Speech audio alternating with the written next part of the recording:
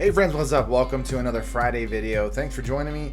And I kind of, like I do sometimes, came up with the subject of this video on the fly, and it actually had, oddly, to do with the fact that I burned my tongue eating some soup.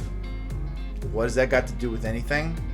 Well, it may have to do with everything, especially regarding how the cigar I'm about to smoke might taste. Because there's a number of different things that can affect your palate, and I'm going to give you some of my own personal experiences as well as some things that I've researched. But yeah, this cigar might taste completely different because I burned the ever-living crap out of my tongue because I just wasn't patient enough to let my soup cool. Is that going to mess with how it tastes? I don't know yet. We'll find out. So let's cue the music and you can find out whether or not I completely and totally ruined my own experience tonight by lack of patience and soup. Bad combination. Anyway, cue that music.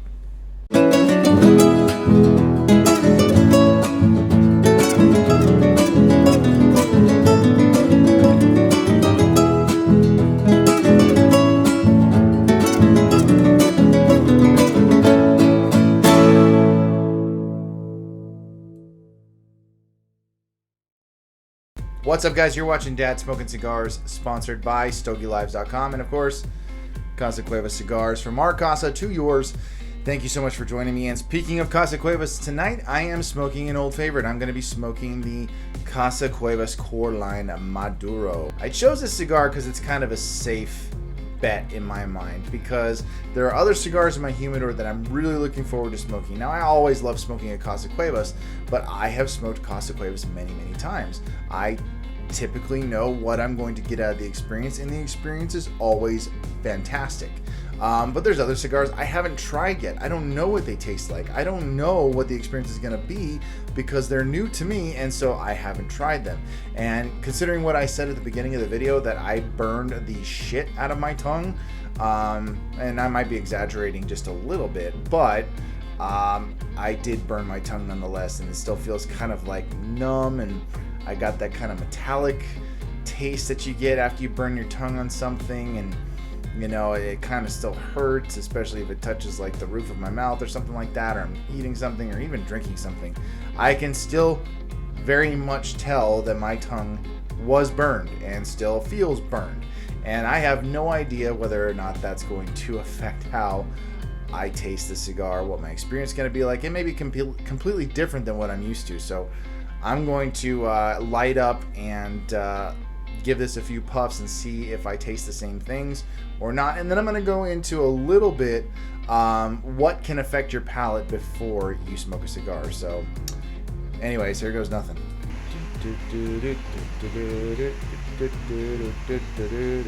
Probably shouldn't do that. I think that's going to be a copyright claim.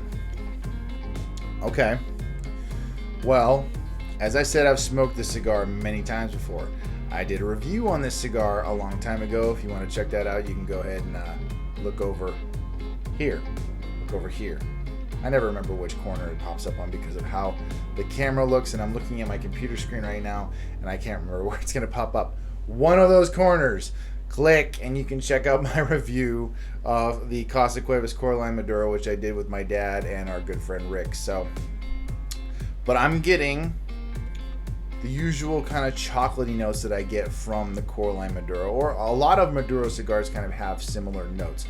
Not all the same, not all made equal, but typically I get like a really dark, rich chocolatiness from the Casa Cuevas Maduro. I still kind of feel like there's interference on my palate, at least as far as the tip of my tongue is concerned, where I tend to taste more of the sweet notes.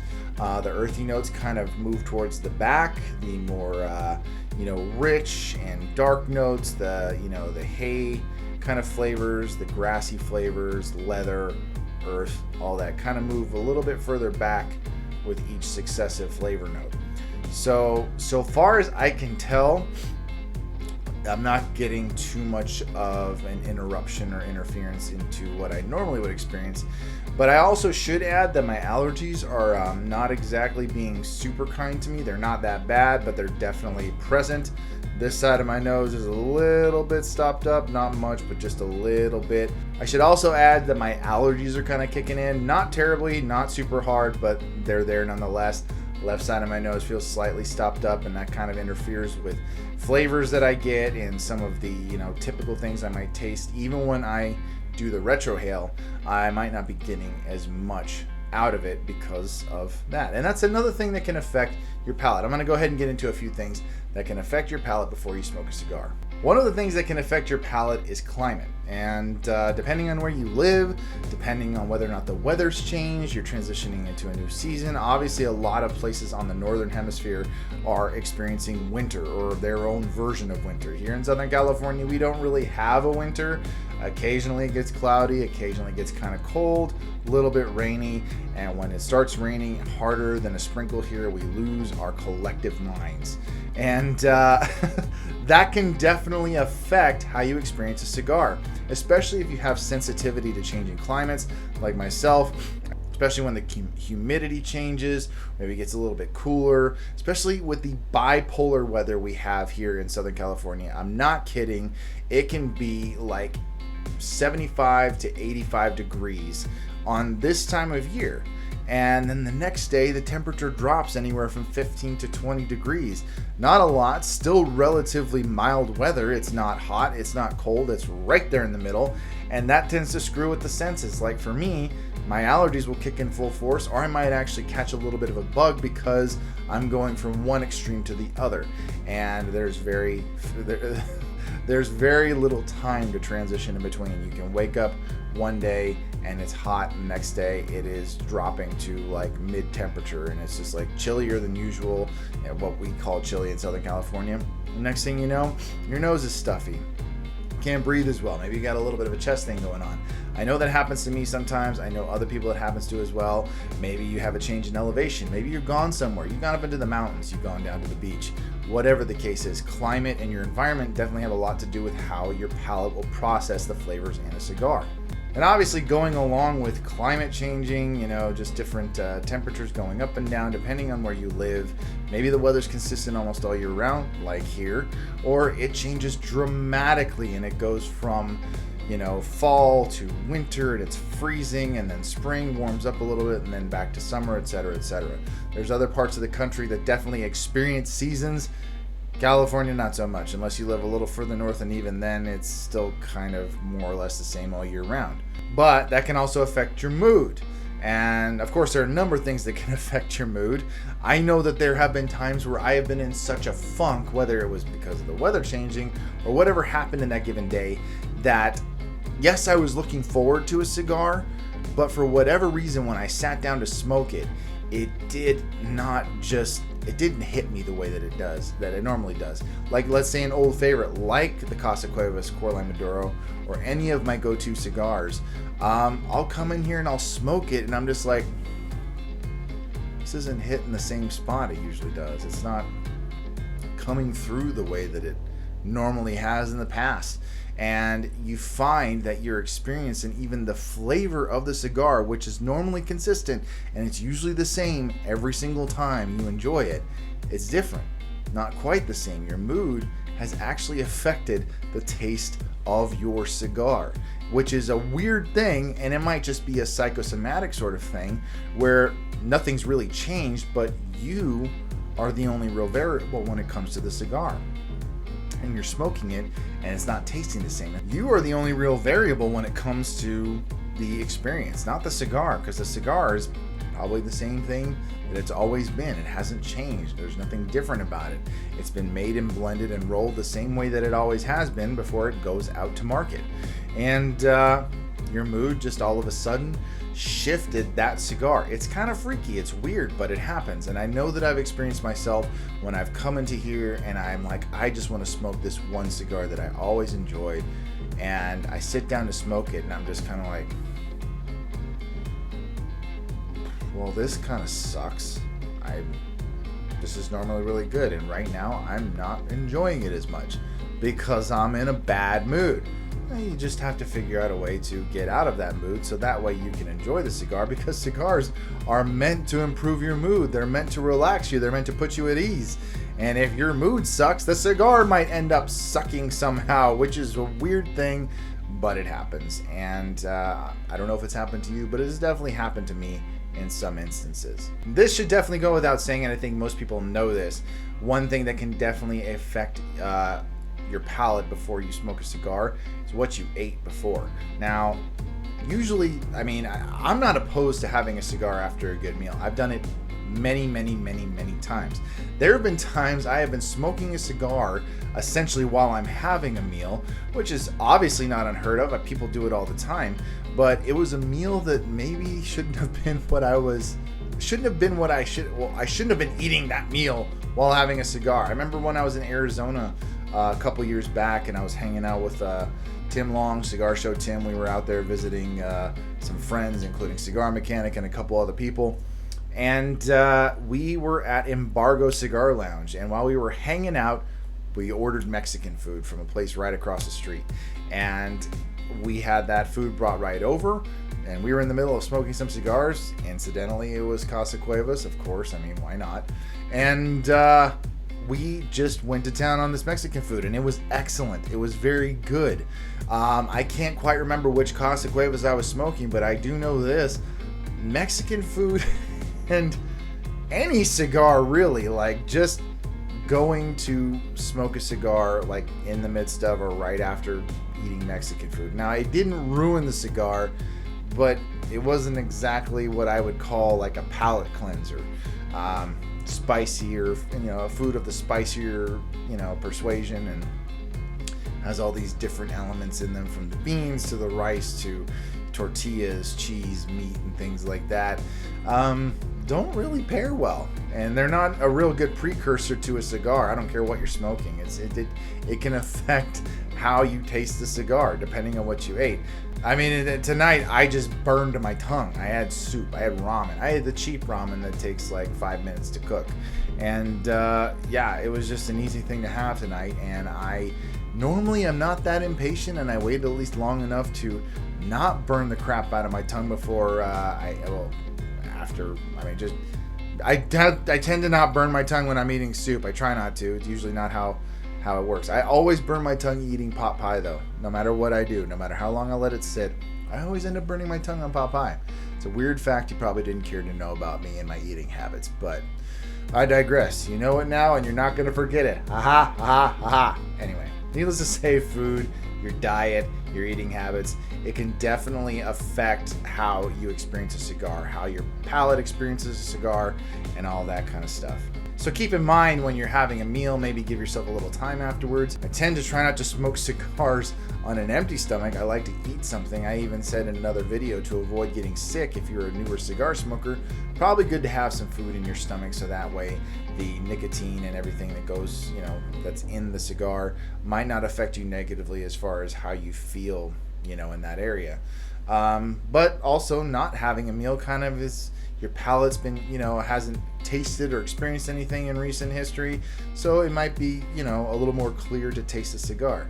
It's all up to the discretion of the smoker, so you decide what you're going to do and figure out how it's going to affect your palate. So, dipping into my own personal experience, I remember something that actually affected my palate in a weird way was smoking a very strong cigar. Now, I don't do it all the time. I sadly don't always have the time to be able to enjoy more than one cigar in a sitting. But every chance I get, if I'm able to, I like to enjoy more than one cigar in a sitting. It's kind of nice to have extended time, whether I'm hanging out with my dad in his California room at his house, just sitting there watching TV, watching a movie, smoking a cigar next to the fireplace. I'm usually there for an extended period of time, so I tend to smoke more than one cigar. Sometimes usually two, sometimes even three, if I'm lucky. But I remember one time I was hanging out with him, and this was a while back, maybe a year or two ago, and we were hanging out at his house, and the first cigar I smoked that evening was called a Montenegro, and I don't know if you guys have had Montenegro. I can't remember exactly which one it was, but it was definitely a bolder, stronger cigar. Like, bam, pow, right in the kisser. That kind of strength and that kind of flavor. Full-bodied, full-flavored. It was just in your face. No joke. And I remembering it being a pretty good cigar, but it was a little on the overpowering side, I'm not going to lie. And it just took over my palate in a way that no other cigar really has since. And it kind of, towards the end, wasn't super pleasant. Got really peppery, really it just really shredded my palate, it feels like, because afterwards I moved on to cigar number 2. Now, I should have smoked this cigar first, looking back, because I need to retry this cigar because my experience was just shot. Now, I had the Montenegro, I had finished the Montenegro, my dad gave me another cigar, which was the Undercrown Sun-Grown. Now, as you are aware, I enjoy Undercrown. I enjoy Drew Estate cigars. Drew Estates make some fantastic smokes, and I've been fortunate enough to have various cigars from them sent to me. And the more recent one that I've tried was the Undercrown 10. That was very, very good. But that was my first time at my dad's having the Undercrown Sun-Grown. Now, here's the problem.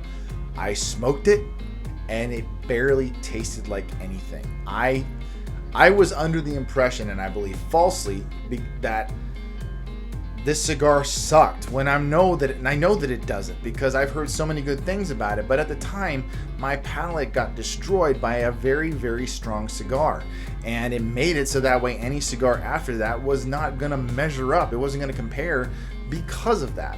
And my dad asked me afterwards, "So, how'd you like it?" And I just went, "Eh." And he looked at me and he's like, "Eh?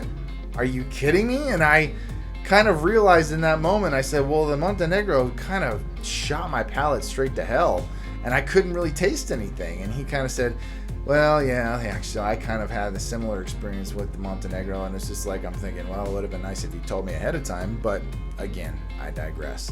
But a strong cigar, if you're planning on having other cigars afterwards, now, I'm not saying this happens every time, but it happened to me at least once, and the cigar I had afterwards, it was like nothing, didn't even register. So you gotta be careful what you smoke in what order. Maybe start with something mild and move on up towards something a little bit stronger. I don't know. It's up to you. Do whatever you like. You can listen to me, don't listen to me. I know you're gonna do whatever you want, so you do you. And yeah. Bottom line is, there's a number of things that can affect your palate as you are enjoying your cigars. And good way to cleanse the palate is to have some water before, maybe drink some coffee. Coffee always pairs well with cigars. Every time I've had coffee and cigars, it's never been a bad experience.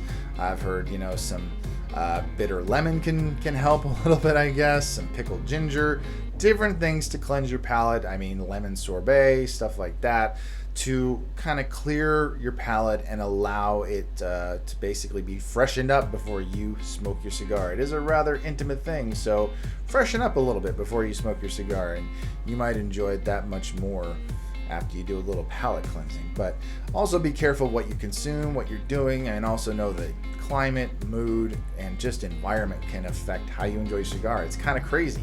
And when I was reading a little bit about it, it referred to it as a moving target, which is very true. It's not an exact science because there's no way of anticipating how your palate's going to be affected by anything in a given day or in a given moment. You may be having a fantastic day, but the weather changes a little bit, or you ate something, or something shifts your mood, and all of a sudden that cigar that you smoke on a regular basis isn't tasting the same. It's not quite the same as it was before. So you just never know. But keep those things in mind before you light up, and maybe do a little bit of a palate cleanse before. And I'll leave some links down below on things that can affect your palate and also what you can do to cleanse your palate before smoking a cigar. It's a very interesting subject, and it's one I've never covered before, hence why I decided to make a video about it tonight. So there you go. In any case, guys, I hope you enjoyed this video and what I talked about. Hopefully it wasn't too all over the place, but it was something that I actually enjoyed getting into and kind of talking about my own personal experience and different things that affect your palate before smoking a cigar. So, it is kind of a shifty thing. It's a moving target, and you just never know. So all I can say is relax, enjoy, and try not to worry too much about it. But yeah, that's pretty much it, guys. So hope you got something out of it. If you did, be sure to like the video, subscribe if you haven't already, share it with someone you might think you think might appreciate it. And yeah, thank you guys for joining me. I appreciate your support. And that's it for me today, guys. So take care of yourselves, and as always, I will catch you in the next one.